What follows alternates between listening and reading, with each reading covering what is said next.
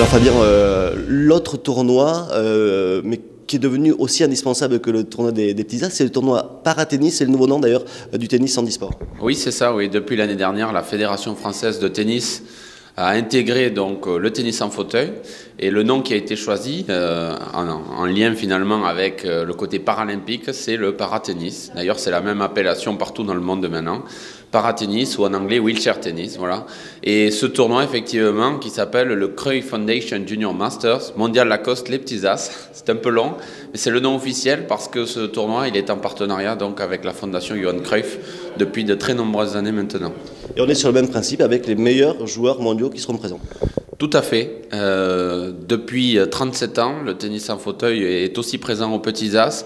Depuis 15 ans, on va dire que toute cette activité s'est structurée. Et aujourd'hui, parmi les 10 meilleurs joueurs mondiaux seniors en hommes et en dames, eh bien, 95% des joueurs sont passés par les Petits As. Et il faut rappeler qu'à Tarbes, c'est un master. Donc un master qui regroupe les 8 meilleurs joueurs et les 4 meilleures jeunes filles au monde, moins de 18 ans. Et notamment une jeune française qui sera là, Zoé.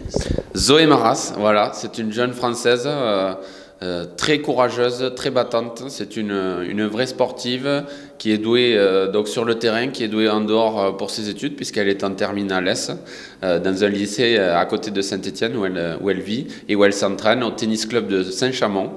Voilà, elle s'entraîne 3 fois par semaine. C'est une jeune fille qui est en pleine reconquête, qui est numéro 9 mondial aujourd'hui et qui est suivie depuis 1 an par Patrick Labazui, directeur technique national paratennis, et qui l'a vraiment pris sous son épaule et qui va lui permettre, je pense, de faire vraiment de très beaux exploits. Elle a une vraie marge de progression. Oui. Alors le tournoi des petits as démarre le jeudi 17. Pour la partie paratennis, ça sera le jeudi suivant, mais ça sera aussi sur les cours principaux, notamment la finale.